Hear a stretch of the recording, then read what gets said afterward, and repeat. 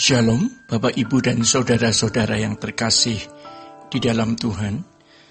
Kebenaran saat ini berjudul Menemukan Karakter Yesus.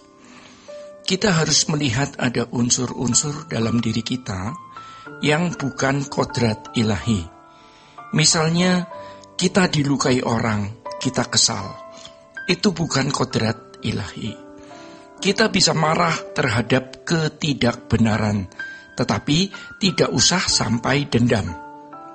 Mengharapkan orang celaka atau dipermalukan, itu bukan kodrat ilahi.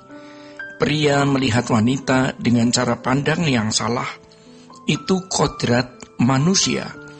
Harus dengan cara pandang yang benar, melihat kemewahan, rumah bagus, barang bagus, reaksi kita apa? Kita bisa mengendus, masih ada tidak di dalam diri kita kodrat manusia atau kodrat dosa. Waktu kita bercakap-cakap lalu kita menerima pernyataan yang kita tidak suka, lalu kita bereaksi. Reaksi kita itu kodrat manusia atau kodrat ilahi. Saudara-saudara, kalau sejak muda kita menganyam, merajut kesucian seperti ini, kodrat dosa kita akan hilang. Jadi jangan memberi makan atau mengumpani kodrat dosa kita. Jangan berkata sekali ini saya berbuat salah, nanti tidak. Kita akan jadi makin edik atau ketagihan. Kita mengingini sesuatu yang tidak patut dan tidak perlu dimiliki, lalu kita ngotot untuk punya, kita umpani keinginan itu. Kodrat dosa atau kodrat manusia menjadi tidak bisa mati. Cara kita membunuh kodrat manusia kita adalah dengan membunuh hal-hal tersebut.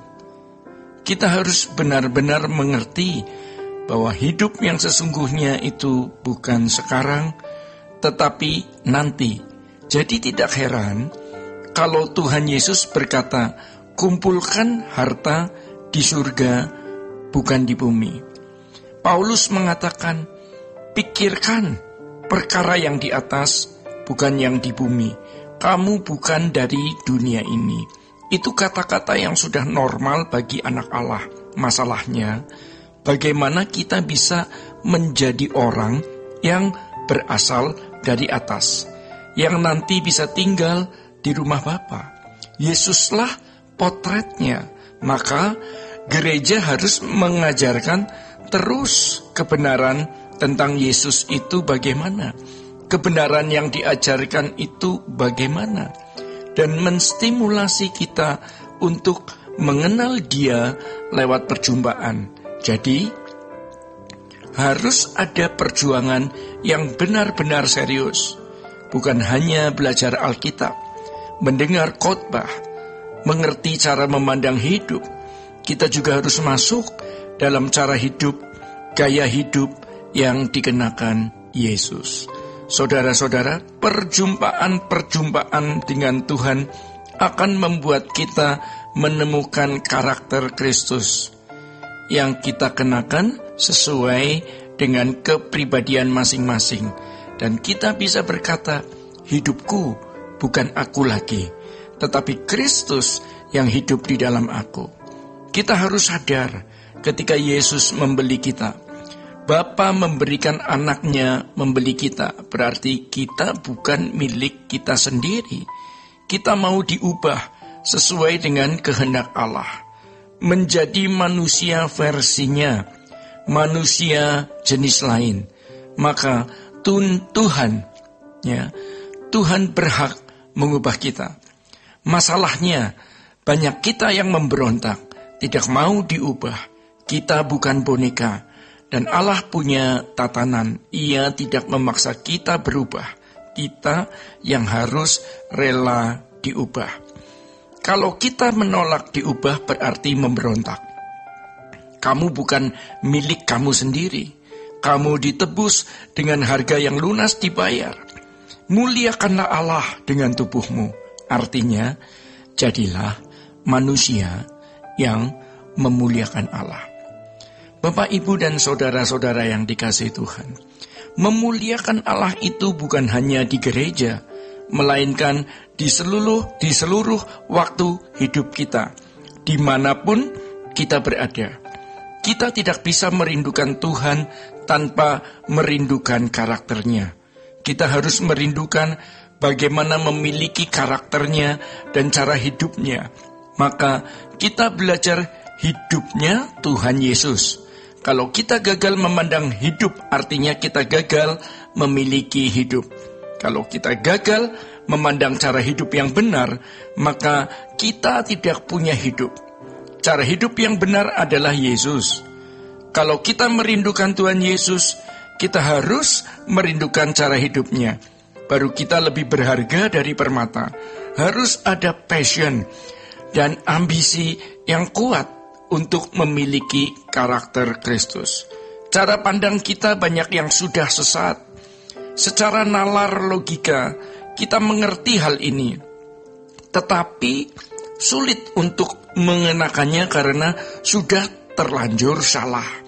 Bertahun-tahun cita rasa jiwa kita sudah keliru. Maka mengubahnya bukan sesuatu yang mudah. Kita sudah terlanjur mengadopsi cara hidup manusia di sekitar kita. Kalau Paulus, ia melewati proses perubahan sampai bisa berkata, hidupku bukan aku lagi. Memenuhi yang dikatakan dalam suratnya di Roma 12 ayat 2, yang mengatakan sebagai berikut, jangan serupa dengan dunia ini. Jadi, serupa dengan siapa? Tentu saja dengan Tuhan Yesus. Alkitab berkata, kamu hidup di bumi, tetapi tidak hidup dengan cara hidup orang hidup di bumi.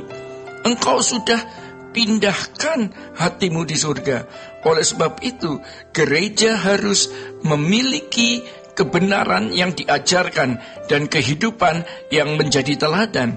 Setan tahu kebenaran ada, tetapi teladan tidak boleh ada. Maka setan akan berusaha merusak karakter manusia, terutama karakter pemimpin yang seharusnya menjadi teladan banyak orang. Tetapi kalau kita memang benar, kita pasti dijagai Tuhan. Kalau tidak benar, atau kalau kita munafik, maka kita akan dikutuk Tuhan. Jadi sekarang kita berurusan hanya dengan Tuhan. Jangan berurusan dengan manusia. Bapak, Ibu, dan saudara-saudara yang terkasih di dalam Tuhan, demikian kebenaran pada saat ini. Tuhan Yesus memberkati. Sola Gracia.